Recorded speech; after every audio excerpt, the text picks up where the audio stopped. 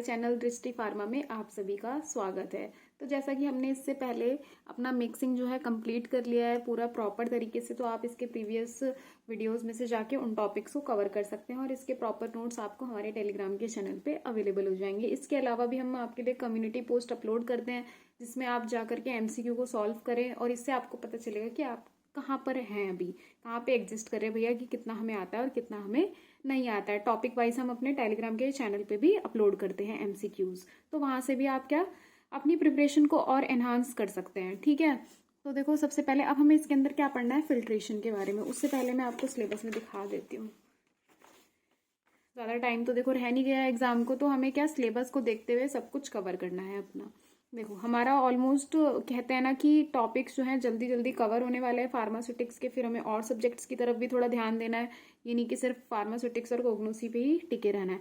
देखो हम हैं अभी किस पे, फिल्ट्रेशन पे, और कोशिश करेंगे कि इसी वीक के अंदर अंदर हमारा यहाँ तक कंप्लीट हो जाए।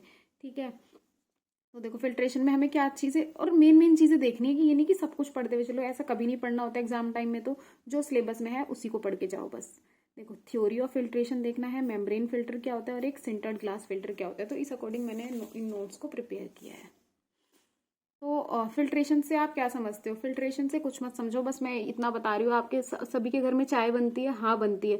जब हम चाय बनाते हैं तो लास्ट में क्या करते हैं, एक मतलब चाय क्या है, एक तरीके का सॉल्यूशन ही तो है जिसे हम प्रिपेयर कर रहे हैं, बट कैसा कि हमें उसे वो प्रॉपर सॉल्यूशन अभी नहीं है, उसमें क्या ऐसी चीजें हैं जो हमारे काम की नहीं है।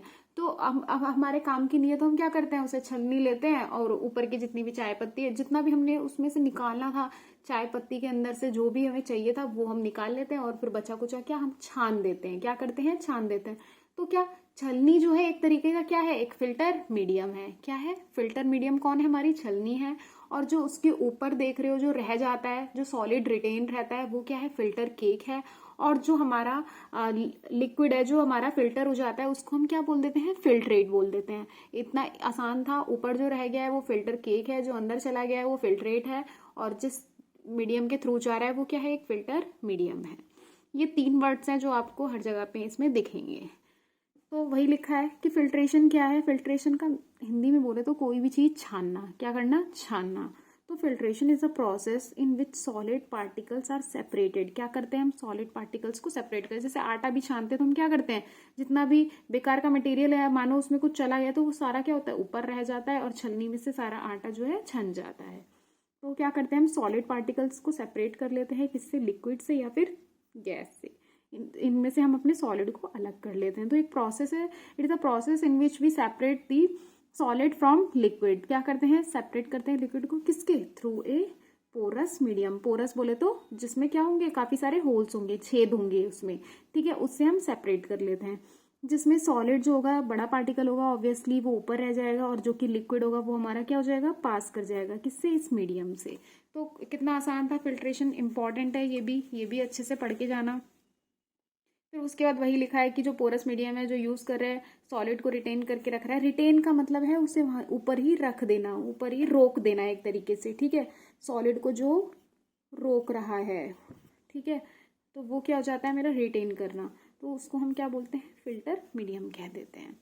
ये है। अब उसके बाद आती है थ्योरी ऑफ फिल्ट्रेशन। तो फिल्ट्रेशन की थ्योरी क्या कहती है, ये बताती है कि कुछ फैक्टर्स हैं, क्या है, कुछ हमारे फैक्टर्स हैं जो अफेक्ट कर रहे हैं, जो अपना असर डाल रहे हैं किसी फिल्ट्रेशन के रेट पे, कि किस दर से हमारा फिल्ट्रेशन हो रहा है, जो छन रहा है, कितने टाइम में, कितनी स्पीड से, कितनी तेजी से कोई भी चीज हमारी छन रही है।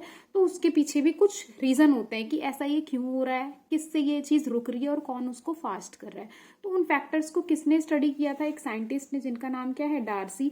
तो उन्हीं साइंटिस्ट के नाम पे ये इक्वेशन आ गई है, जिसको हम डार्सी इक्वेशन कह देते हैं या फिर डार्सी लॉ कह देते हैं। जो किसके बारे में, तो Darcy law is express the equation which is studied by which was studied by scientist Darcy. ठीक है, जिन्होंने किसके बारे में बताया था, tell us about the rate of filtration, जो फिल्ट्रेशन के बारे में बताते हैं। तो देखो वही लिखा है, सेम, कुछ अलग नहीं है। He express the factors in the form of equation की फॉर्म में, जिसको हम डार्सीज लॉ कहते हैं। तो लॉ क्या है इसका, V इज इक्वल्स टू काप नीटा एल। कैसे पढ़ेंगे, काप, कांप रहा है, क्या एग्जाम आ रहे हैं और हम क्या कर रहे हैं यार, कांप रहे हैं कि कैसे हमारी प्रिपरेशन होगी, तो उसी पे आधारित है क्या, फिल्ट्रेशन। तो काप, काप बोल लो या फिर पाक बोल लो, पाक अपॉन में नीटा एल हो जाएगा। तो वी क्या है, वॉल्यूम ऑफ फिल्ट्रेट की कितना ज़्यादा है हमारा फिल्ट्रेट, कितना उसने अपना स्पेस जो है ऑक्यूपाई कर रखा है।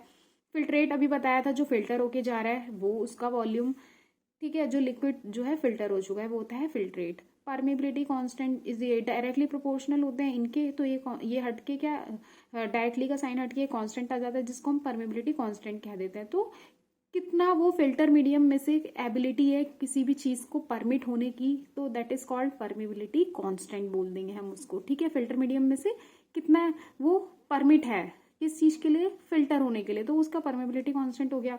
अब फिल्टर बेड यानी फिल्टर मीडियम का एरिया कितना है, अगर जितना ज़्यादा एरिया होगा उतना ज़्यादा फिल्ट्रेशन अच्छे से होगा।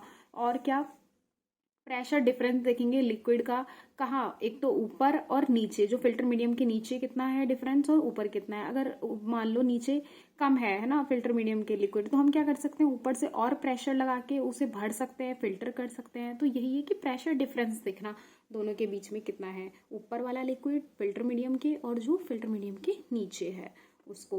और नीटा क्या है हमारा, विस्कोसिटी ऑफ द लिक्विड की कितना गाढ़ा है लिक्विड। अब सोचो जितना ज़्यादा गाढ़ा होगा तो छानने में उतनी दिक्कत होगी, तो जितना ज़्यादा पतला, तो पतला कैसे कर सकते हैं, टेम्परेचर बढ़ा करके हम उसे डाइल्यूट कर सकते हैं। जितना डाइल्यूट कर देंगे तो वो आराम से छनता चला जाएगा, तो विस्कोसिटी हो गई लिक्विड की। और एल क्या है, thickness of filter cake. Filter cake मैंने बताया था जो ऊपर सॉलिड रह जाएगा उसे हम क्या बोल देंगे, फिल्टर केक बोले तो चाय पत्ती जो ऊपर रह गई है। अब वो जितनी ज़्यादा होगी तो फिल्ट्रेशन में क्या होगा, उतना ही रुकावट होगी, उतना ही वो स्लो हो जाएगा। तो थिकनेस पे भी डिपेंड करता है। तो इसका मतलब ये है कि जो वॉल्यूम है वो इनके तो डायरेक्टली प्रोपोर्शनल है, परमेबिलिटी के, एरिया ऑफ फिल्टर बेड के, प्रेशर डिफरेंस के, जबकि नीटा यानी विस्कोसिटी और थिकनेस ऑब्वियसली दोनों को ही क्या होगा, इनवर्सली प्रोपोर्शनल होगा जो अपॉन में है। यानी कि अगर ये हमें बढ़ाना है तो इनको कम करना होगा, ठीक है। ऐसा इनका रिलेशन है। फिर उसके बाद कुछ फैक्टर्स है जो अफेक्ट करेंगे किसको, रेट ऑफ फिल्ट्रेशन को, वही प्रेशर की, प्रेशर डिफरेंस कितना है, विस्कोसिटी क्या है लिक्विड की, अगर जितना ज़्यादा विस्कस है, more viscous that it will take more time for filtration, है ना, वो ज़्यादा टाइम लेगा। सरफेस एरिया डायरेक्टली प्रोपोर्शनल होगा किसका, फिल्टर मीडिया का, जितना ज़्यादा सरफेस एरिया उतना ज़्यादा फिल्ट्रेशन होगा, फिल्ट्रेट पास होता चला जाएगा हमारा लिक्विड जो भी है। Temperature of liquid to be filtered, अगर हम टेम्परेचर बढ़ाएंगे तो विस्कोसिटी क्या होगी, कम हो जाएगी। तो टी बढ़ाया तो हमारी एन क्या हो गया, कम हो गया, तो हमारा इससे क्या बढ़ गया, वी, वॉल्यूम ऑफ फिल्ट्रेट बढ़ जाएगा, ठीक है। उसके बाद पार्टिकल साइज। पार्टिकल साइज अब यहाँ पे क्या होता है कि डायरेक्टली प्रोपोर्शनल, जितना बड़ा पार्टिकल साइज उतना जल्दी क्या होगा, फिल्ट्रेशन होगा। बड़े पार्टिकल जल्दी ऊपर रह जाएंगे और लिक्विड जो है अपना आराम से फिल्टर हो जाएगा जल्दी। पोर साइज, अब पोर साइज हमारे जितने ज़्यादा होंगे अब उस हिसाब से क्या होगा, हमारा लिक्विड छनता हुआ चला जाएगा, ज़्यादा दिक्कतें नहीं आएंगी। थिकनेस ऑफ केक, वही जितना ज़्यादा थिक होगा उतना कम फिल्ट्रेशन होगा। तो ये सारे पॉइंट्स बहुत इजी हैं, pressure, viscosity, surface area, temperature, particle size, pore size, फिर हमारा थिकनेस। तो 2 नंबर में भी आ जाते हैं कि बताओ कौन से फैक्टर्स है जो फिर रेट ऑफ फिल्ट्रेशन को अफेक्ट करते हैं, ये मैंने यहाँ पे बता दिया है। फिर उसके बाद देखते हैं मेम्ब्रेन फिल्टर। अब देखो उसी पे आधारित हमारे क्या है, ये सारे फिल्ट्रेशन है, ठीक है। जो मेम्ब्रेन फिल्टर क्या है, एक तरीके का फिल्टर मीडियम है जो क्या करता है, एक बैरियर की तरह दिखा रहा है, क्या है, एक रुकावट है, किसको सेपरेट करने के लिए, कंटामिनेंट्स को फ्रॉम वाटर, यानी वाटर में जितना भी जो हमारा ये क्या है, फ्रॉम है, जितना भी कंटामिनेंट्स बोले तो जितना भी डर्ट है ना, ये सारी चीज़ें, डर्ट है, माइक्रो ऑर्गेनिज्म है, इन सबको अलग कर देगा कौन, हमारा मेम्ब्रेन फिल्टर। यानी कि एक तरीके से मान के चलो यार, तुम ऐसा भी तो जैसे रुमाल टाइप है ना, रुमाल जैसा कुछ, तो वो क्या करते देखते हो ना, उसकी मैश यानी जो कैसे जाली टाइप होता है पूरा, तो उसमें से सारी चीज़ें हम क्या कर सकते हैं, फिल्टर कर सकते हैं। तो पानी से हम जितने भी कंटामिनेंट्स हैं, जितनी भी गंदगी है, उसको हम अलग कर सकते हैं, किससे, मेम्ब्रेन फिल्टर से, ठीक है। उसके बाद इसका भी प्रिंसिपल देखो सेम वैसा ही है कि एक ये थिन लेयर होती है मेम्ब्रेन फिल्टर, किसकी, सेमी परमेबल मटेरियल की। ये जो सेमी परमेबल मटेरियल होता है ये हर मटेरियल को पास नहीं होने देता है, ये रोक देता है कुछ चीज़ों को, तो इसलिए क्या है, सेमी परमेबल है। तो थिन लेयर का होता है जो कि सेपरेट करता है केमिकल्स को, उनमें लिक्विड में से अलग कर देता है, जो हमारे काम का नहीं है। और ये मेम्ब्रेन कैसे वर्क करती है, बाय सेपरेटिंग सब्सटेंस फिजिकली, उनको सेपरेट कर देगी फिजिकली भी, और बायोलॉजिकल मेम्ब्रेन भी होती है जो क्या करती है, फिल्टर जो रिमूव करती है किसको, माइक्रो ऑर्गेनिज्म को। यानी कि हम फिजिकली यानी डस्ट वगैरह या डर्ट जितना भी है इनको भी अलग कर सकते हैं अपनी फार्मास्यूटिकल प्रोडक्ट में से या लिक्विड में से, और माइक्रो ऑर्गेनिज्म को भी अलग कर सकते हैं। अब सोचो माइक्रो ऑर्गेनिज्म को अलग कर सकते हैं यानी कि हम जो पारेंटल प्रिपरेशंस होती हैं यानी इंजेक्शंस वगैरह जो भी हैं, जितनी स्टेराइल प्रिपरेशन है, हम उनको भी फिल्टर करने के लिए यूज़ कर सकते हैं, क्या, मेम्ब्रेन फिल्टर को। ठीक है, अब इसका कंस्ट्रक्शन देखते हैं, बहुत आसान है। मेम्ब्रेन फिल्टर जो है किसका बना हुआ है, एक थिन एक फ्लैट मेम्ब्रेन है, किसकी, सेलुलोज की, यानी एसीटेट, सेलुलोज एसीटेट भी हो सकती है। ठीक, लिख सकते हैं कि हमारी क्या बोले तो सेलुलोज एसीटेट भी हो जाएगी। ठीक है, मेम्ब्रेन फिल्टर जो है 400 से 500 मिलियन पोर्स होते हैं उसके अंदर पर स्क्वायर, यानी 400 से 500 मिलियन में पोर्स होते हैं पर कितने, उतने एरिया में पर square centimetre of filter surface पे। और ये जो पोर्स हैं सब एक जैसे होते हैं साइज में हमारे, और 80% फिल्टर वॉल्यूम को ऑक्यूपाई कर सकते हैं, यानी कि इससे इतनी चीज़ें फिल्टर हो सकती है इतनी तेजी से। तो ये था मेम्ब्रेन फिल्टर के बारे में। फिर उसके बाद वर्किंग देखें तो सॉलिड जो है वही कि भाई जो लिक्विड है, सॉलिड के मतलब लिक्विड में जितना भी सॉलिड है, ठीक है, कंटेनिंग लिक्विड है, उसको हमने पास किया मेम्ब्रेन फिल्टर से, तो उसमें से सॉलिड पार्टिकल्स रुक गया है और लिक्विड को फिल्टर कर दिया जो हमें चाहिए था।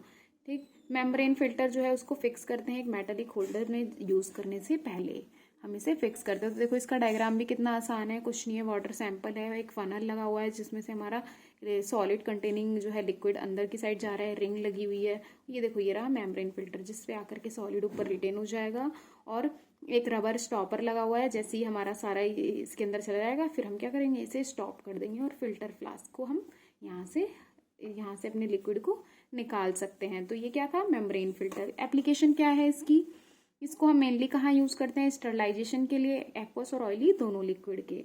ठीक है, हमें स्टेराइल करना हो, जैसे स्टेराइल फॉर वाटर यूज़ करते हैं तो उसमें भी क्या मेम्ब्रेन फिल्टर का यूज़ कर सकते हैं, फिल्टर करने के लिए उस वाटर को, ताकि उसमें कोई भी कंटामिनेंट ना रह जाए, कोई भी डर्ट ना रह जाए, ठीक है, माइक्रो ऑर्गेनिज्म ना रह जाए। और ये फिल्टर को एक और बस ये एक्सेप्शन है कि इसे हम ऑर्गेनिक सॉल्वेंट की फिल्ट्रेशन के लिए यूज़ नहीं कर सकते, जैसे अल्कोहल हो गया, बेंजीन हो गया, कीटोन। क्यों, क्योंकि ये हो सकता है इसमें कि भैया ये मेम्ब्रेन फिल्टर को ही क्या कर देते होंगे, खराब कर देते होंगे, तो हम इसे यहाँ पे यूज़ नहीं कर सकते।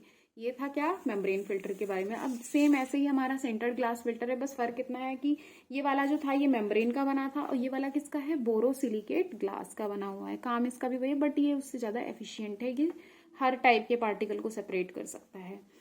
तो ये फिल्टर किसका बना है, बोरोसिलिकेट ग्लास का है, यानी टाइप 1 ग्लास जो पढ़ा था हमने, ठीक है, उस वैसे ही यहाँ पे ग्लास है। और ये प्रिंसिपल क्या है, ये क्या करता है, लार्ज पार्टिकल को ट्रैप कर देता है, ऊपर ही रोक देता है, जो पोर साइज से बड़े होंगे, जितना पोर साइज है हमारा, यानी जो उसके अंदर होल्स बने हुए हैं फिल्टर पे, तो उनसे अगर जो बड़े साइज के पार्टिकल होंगे वो ऊपर ही रह जाएंगे, ठीक है, पोर साइज से, और जबकि स्मॉलर पार्टिकल्स और सॉल्वेंट को उसमें से पास होने देंगे। ये होता है प्रिंसिपल, जितने फिल्ट्रेशन पढ़ोगे सबका प्रिंसिपल यही होगा कि भैया लार्ज पार्टिकल जो होगा then the pore size it will retain and the smaller particle will pass through it through the filter medium.